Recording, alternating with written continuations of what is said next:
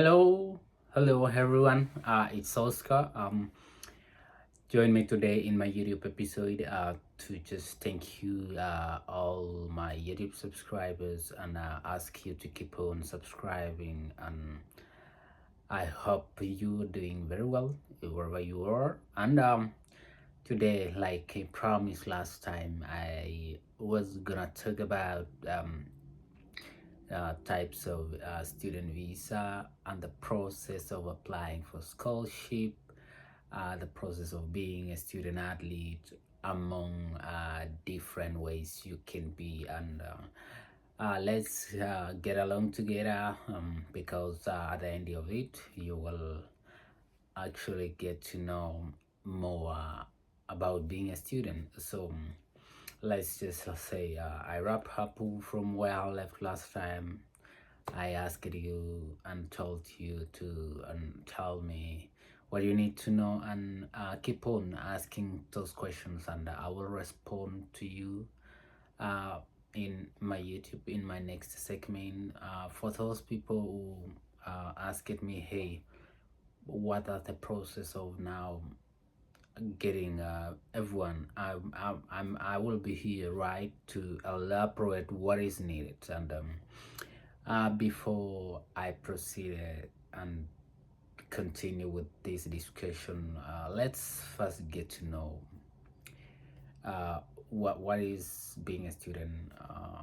Being a student means you've been admitted in United States and a program called Student Exchange Visa Program, which predominantly used by many international students. And what you know is that like me, I used B1 B2 to enter US, but I later changed my status in Mexico after getting a scholarship to come and study in Oklahoma City University. And I will tell you the process. It's not an easy.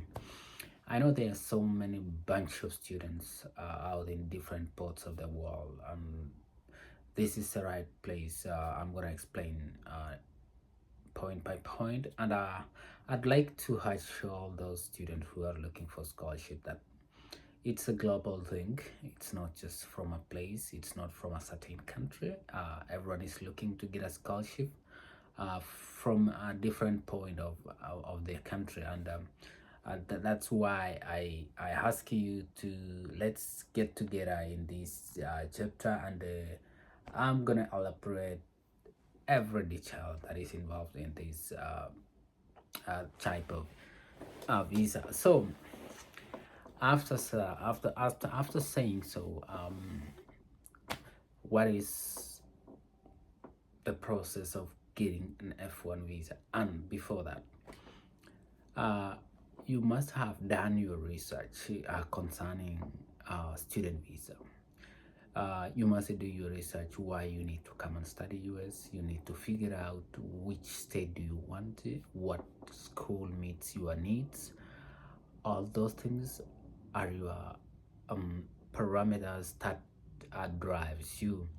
And I'm here just to facilitate you with information and get to know what is involved in student visa. So for you to be eligible, you have to find a school that satisfy your requirements and enables you to get a program in an institution.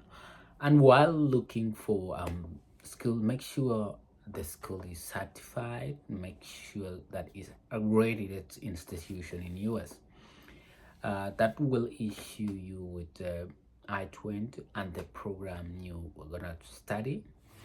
And I would love also to encourage all those people who are looking for scholarship to look what kind of concentration are they looking for. I know all other majors are very important, but what I was just recommending is, if you are planning to continue staying in US, you must look at which concentration is better for you. you must be in a position to navigate what is the best career path for you. And there are acronym called STEM. This is a STEM. This is involved in science, technology, and mathematics. So those are the kind of questions people need to ask themselves. Are you going to study a course which is in an acronym of science, technology, and mathematics? Know that, because that is area where most people is a gateway to adjust their status to get a company to apply for them a green card. So among other courses, we have computer science, we have I know nursing is not a STEM program, but due to high demand in nursing in US, some companies helps you to get a permanent residency. After a certain period, you have to sign a contract. So know the courses that you're gonna study, right? It's not just any other course that can help you adjust your status. No, it's not gonna be like that. And like courses like community policy, that's beyond STEM. You need to factor in what causes really in market cop at that period, because the employment in this country is a bit different. It's you can work. Are you trying to say after you graduated you were going to work on a fast food? Are you going to work on a company that can adjust? Working in a fast food is not a permanent job that can adjust for your status. No. So look at what course you're going to concentrate on. So F-1 offers students a 4-year program, which is accredited. Like you have to go from like in Kenya or in the other countries. I know the set of curriculum differ from here, but here we have like you have to be a freshman, sophomore, junior, and senior. So all that entails first year, second year, third year, and fourth year. So after your graduation, you're gonna have an opportunity to there's something called optional training, where you can practice what you've learned in school. That is a program for 1 year for those students who are graduating. So make sure your course can adjust your program if need be. Communicate with people who know more about adjustment of status. If you're doing something related to communication, engineering, it's very easy to to adjust your status. But opposite of that is gonna be very hard.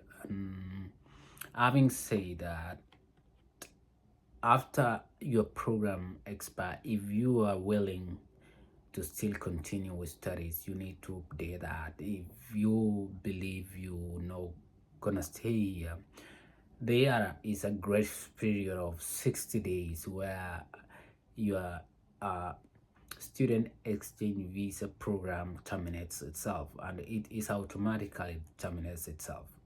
And while you're figuring that, you have to ask yourself what parameters are concerned with F-1 students.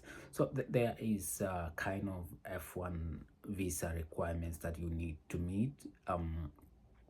Like I've said, for any F-1 students in here, United States, there is what we call the institutional certification. the college or the university where you plan to attend needs to approve your service, immigration and custom enforcement. This is a program that this is a body. ICE is a body which monitors your how you doing in school, if you are in status, if you're out of status, they monitor you. And when you go out of status, when you violate anything of F1, they'll come for you. You will report to them, and the international office report to them. So the other thing you need to understand is you need to be a full-time student. All international students should have a full-time. It's a mandatory. Like, you cannot do less than what is expected from school. You need to be doing a full-time kind of studies. Like for me, who I was doing my graduate studies, I was limited only to 9 credit hours. I cannot do below 9 credit hours, which means that's a full-time student. Less than 9 credit hours is just going to be a problem with you an immigration and international office. So make sure you really be in the program, make sure you understand very well. And while you are on F1, you must have what we call English language proficiency, where you must meet the requirements of English language proficiency score of the institution you are attending, or to be enrolled in course that will help to improve your English. That's it. If you're English, they have us like English Learning Center where you can attend your language, improve your language, writing, and everything. You have to be meet the conditions of that college based on your sets of scores you've set with them. So you being self-sponsored student, you need to be sufficient funding. Like, you must prove that you have available funds to finance your students studies, and your expenses in the entire time you're gonna be in United States. Yeah, this is pretty not an easy thing for someone who is self-sponsor. Maybe you have adequate funds, that will never be a problem to you, but as much as you can, make sure you have adequate funding, make sure you have pay your fees on time, because the reason why I'm saying so is every semester when it's approaching, you have to register for classes, and you cannot register classes when you have a balance, you have halts, so you cannot even access your scores, you cannot access your transcript if you have like poems. So right, I've said that, so make sure you finish your funds, you pay your fee in time, make sure you register your classes in time to avoid any delay, because if you don't register your classes on time, it takes a certain period you should not go through, so you're gonna be out of status and your service will be terminated. So on that, again, you need, like I've said, you have to have your valid passport that will enable you to travel and have everything here, and then consolidate everything, your paperwork together. If you've traveled to a country, make sure you have all those paperwork documentation before you go to your interview. And while in the application, there is home of residency, like country where you come from, you need to provide your next of kin, you need to have the address, because like me, I have the next of kin, so you need to provide that.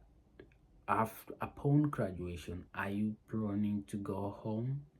Yeah, we'll talk about that later, because that is the main aim of completing your school. When you complete your school, it means you have to go back home unless you continue with studies. Yeah. So what after you've get that all done, so you've had your service fee, you've had your I-20, or your service has been certified by immigration, or then you receive this I-20. There is what we call service fee. You have to pay the service fee. You have to complete this 160 visa application form, which is online. You have to schedule your interview, and you have to attend the interview in person. On this part of attending the interview, make sure you have everything organized. To make sure you have your I-20, your bank statement, I-20 and DS-160 printed form, and the picture. There is a picture for the size they need, and that you have to provide when you're going to go to the embassy. And this is the I-20 contained your ID for service, so it also contains your program start date and end date, and your intended program of study. If you're going to do nursing, it's contained in that I-20. And the source of funding, maybe if you are on scholarship, it's gonna be listed there, and the cost of the attendance at your school of your choice. So everything that you're gonna be spending, it's contained in that I-20. And other informational that you need, maybe your phone number, maybe your email address, maybe your English proficiency is included in that I-20. So as soon as all that information is accurate and it's signed, you have to sign at the first page of the I-20, so that you can be granted access into the country. You cannot enter US if you've not signed your I-20. Make sure you sign it to prove that you accept with terms and conditions of that I-20. And then retain your I-20 form. When you're traveling to US, you will need to enter the US. Make sure you, whenever you go, you have that I-20. It's just like a form that allows you to stay here. And other activities like getting US, for you to get a driver's license, you need to have I-20. For you to get social security, you need to provide your I-20. It's really very important documents. It's a very important paperwork. It is one thing that if you lose it, it's gonna be a problem too. But the good thing is school can still provide you with the same I-20 the way it look like, but you have to be very careful not to lose that form. After you completed that, nowadays the cost of F-1 visa it ranges depending on the country. It's almost 510, which includes the cost of visa itself, right? And service fee, processing and maintenance fee, like now $350 for service fee. Yeah, it's quite expensive. And DS-160, I guess it's around 185. It goes almost 500 and something. So make sure you have adequate funds. Make sure complete your DS-160. DS-160, like I explained in my previous video, is like a form that you go online, you fill your biography, there is some certain requirements you need to meet, your photo size, you pay that fee, and then you apply for your visa interview. After you've done that, you're ready to attend your interview. Make sure you prepare adequately. Preparation is very important, because if you do not prepare very well, it might impact your interview. Don't be vague, be honest, be straightforward. Like I said before, scheduling your interview is online. You're gonna click to the US Embassy. It will give you a link where you register, and then you pay the fee, MRR fee. After you've paying that fee, it allows you to schedule uh, your interview. And one thing before I forget, while applying your DS-16, make sure you print, make sure you save the page, and make sure you print, because the period of 30 days, the DS-16, make sure you have that unique number. It expires after 30 days, so make sure you save it, make sure you print it, so that you avoid having problems reapplying again DS-16. So that is what I intend to ask you. On the visa interview date, make sure you be there on time. Make sure you have your valid passport. Make sure you have your photo for your visa, printed copies of DS-160 and the I-91 service fee payment confirmation, I-20. School transcript must be in order. Diploma if available, bank statement to prove your finance or other things. Consider that you have to have your academic records such as transcript, diploma, and certificate from the schools you attend. Make sure you have all of them. Don't forget, if you have done any standardized exam, take it with you, because it's needed, and make sure it's genuine, because I understand right now they are very keen on the examination. If you've tried to, it can actually jeopardize your work. So right after that, show that the evidence you intend to repay to United States upon your completion. Show them if you have a family, if you're married, tell them you have children, tell them you have a family, you have property.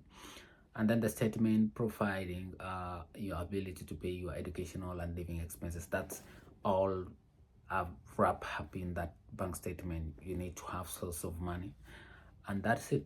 The most important things, they would ask you. The expected questions are always like this: are you a legitimate student? That might be, that means you are legitimate because you have your I-20. You prove them with your I-20. Yes, I have your I-20. Do you have any other source of resource to pay your fees? If you have your source of income, and provide them, like bank statements, like property, give them. These people are just looking for evidence. It's just an evidential things they are looking. They're not looking at how you were, how you look like. No, they're looking at evidence, because they just want to know at the end of your studies, are you going to come back or not? They are just looking for very certain things. So make sure you be oriented to know every set of information.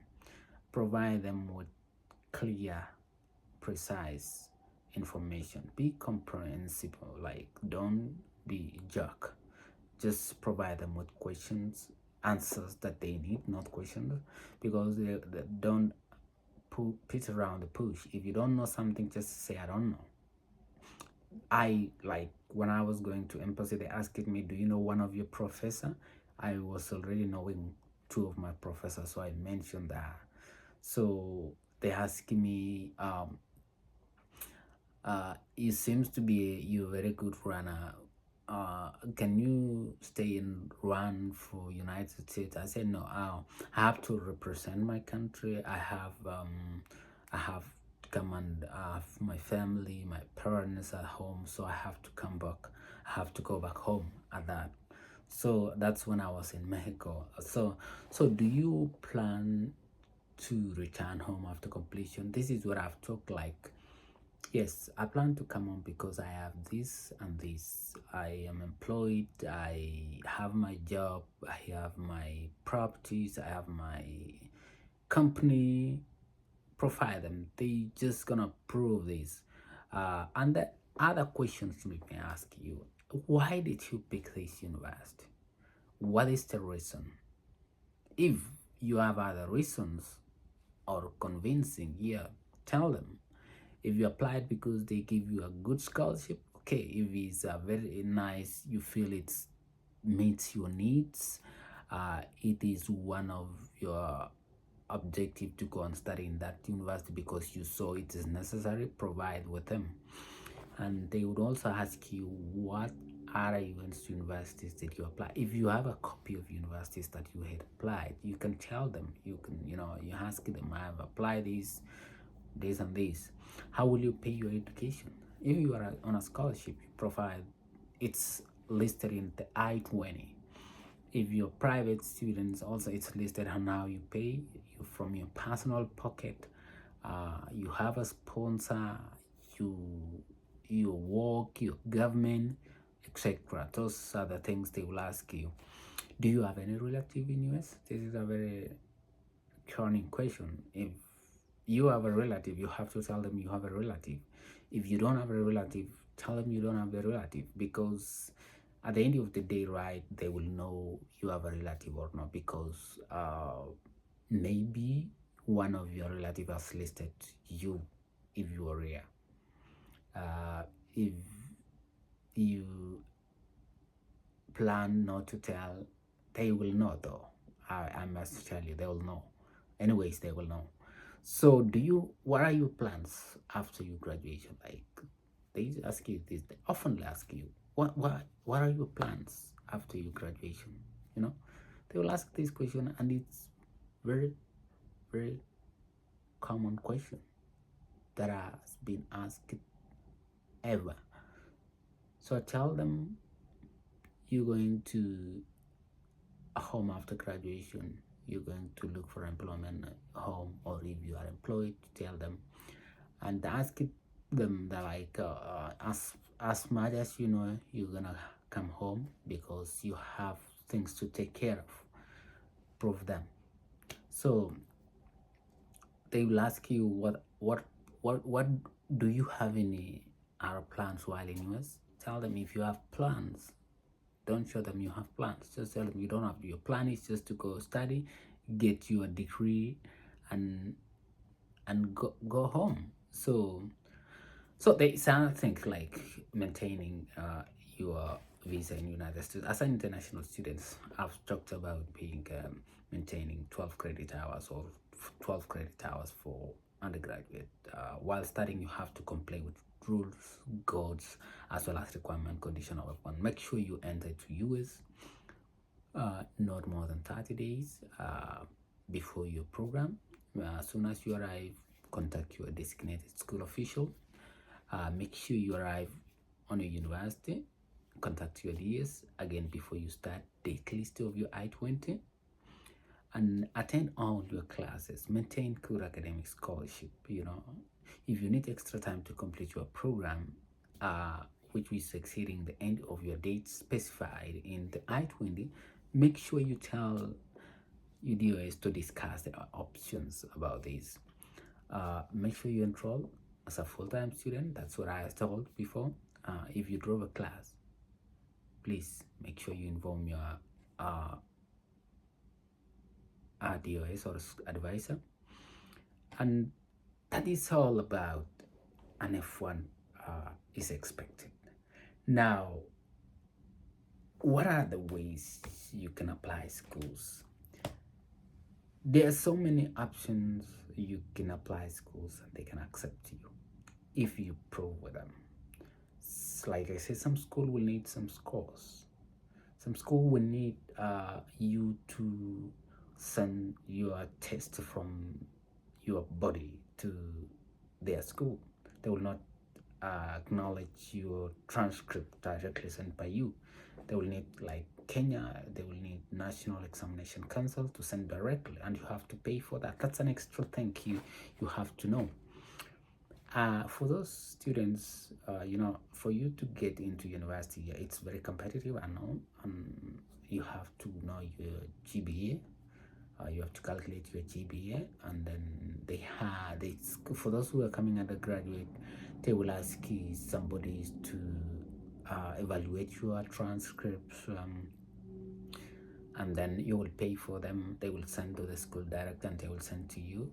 So know that if you're coming for PhD, know that if you're coming for undergraduate, they know, they just request for this, like IELTS, SAT, among many other questions. So right now, folks, I am happy you had a time to listen to me, and I hope this information will help you and will gravitate something that is needed. So for those folks who want to know about scholarship, I will talk about that later, maybe in my next segment, and I hope this thing will help you a lot. And keep on subscribing, keep on watching, and I know this information might help someone in your family. And for all those students who are applying, please try as much, don't give up. You might go to embassy different times, don't lose hope, try your luck, apply. You can come to community college, you can come to junior college, you can go to university directly, depending on your sources and funding. If you are self-sponsored, you have options to go to different schools. The only challenge with those people who go to junior college and community college is how to prove that in embassy. They don't need any qualification. And I will attach some schools which I posted in my previous video, no, not video, in my Facebook, which they have scholarship, they have free application, and I'm glad some people did apply, and they give me a lot of good response, and keep on applying. The only thing I would encourage people is to use networking as a part of positive impact. Use Google as a source of information. A lot of information is online. It's only needs someone to use it wisely. Make Google your friend. It's more worried than Facebook. It's more worried than TikTok. It's more worried than Instagram. It's more worried than Facebook. So guys, I hope this information will help someone, will change someone, and don't lose hope. It took me 7 years to get a F-1 student visa. So who are you? You can go as many. I know we have plenty of people who have gone like 10 times, but they still never gave up. They still try their luck, and you may never know your next luck is. So try your best, apply for those schools. You don't need anybody to help you apply school. You only need yourself. Make sure you provide recommendations. Make sure you have your essay typed and pressed very well. And the only way I would encourage you is make sure you are very concise in your communication. While chatting with these coaches, maybe international office, be simple and clear. Don't be jake. Be official. Don't use any other communication which is not official, because it is an institution. So complete that, apply that. I will post the schools below my video, and you will try your luck, apply those schools. You may never know where you are, and I will talk about how you get a scholarship next in my next episode. We have scholarship that is academic, and we have scholarship for student athletes. And to touch on that, academic scholarship is meant for those students who have excelled in the academics. It can be a research, it can be from high school, from a master's program, depending on. And athletic scholarship depends on how you are aggressive in looking for schools and communicating with coaches. So I will talk about that in my next video, and I'll keep on posting more and more. And I hope you have a good day and be pleased and stay well. Bye bye.